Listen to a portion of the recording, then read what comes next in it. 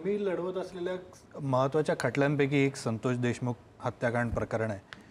एक आरोप मधल्या काळात असा केला जात होता, तुम्ही अनेकदा बोललात, मात्र थोडं विस्तारानं जाणून घ्यायला आवडेल की मित्रपक्ष आहे म्हणजे अजित पवारांचा राष्ट्रवादी काँग्रेस आणि त्यांच्या नेत्यांवर आरोप झालेले होते. मग तुम्हाला सरकारी वकील म्हणून त्याच्यात का नेमलं वगैरे वगैरे बऱ्याच भानगडी झाल्या. लोकांना आता करण्यात येत आहे. मी हे राजकारणात झाल्यामुळे पूर्वी नव्हते. पण हा खटला नेमका किती काळ चालणार असा देखील लोकांच्या मनात प्रश्न येतो आणि तो लांबवत चाललाय, मुद्दाम त्याच्यात दिरंगाई चालली आहे असाही एक आरोप केला जातो. हा प्रश्न तुमचा फार महत्त्वाचा आहे. हा प्रश्न तुम्ही संबंधित न्यायालयाला विचारला पाहिजे. ती ताकद तुमच्यात नाही आहे. लोकशाहीमध्ये तुम्हाला पत्रकारांना देखील अधिकार आहे. खटले की तारीख 15 दिन के बाद क्यों दे रहे भाई? एकच आरोपीचं चालवल्यानंतर पुन्हा तारीख का देता?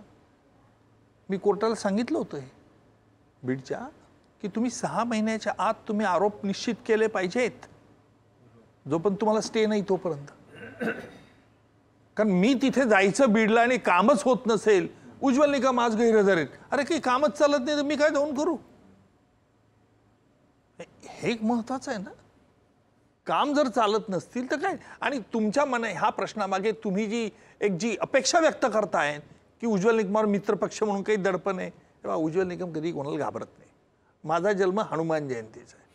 मी जे असेल ते निष्ठेने काम करतो.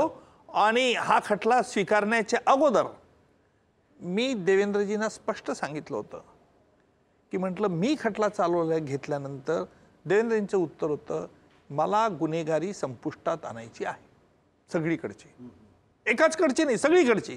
I like that answer.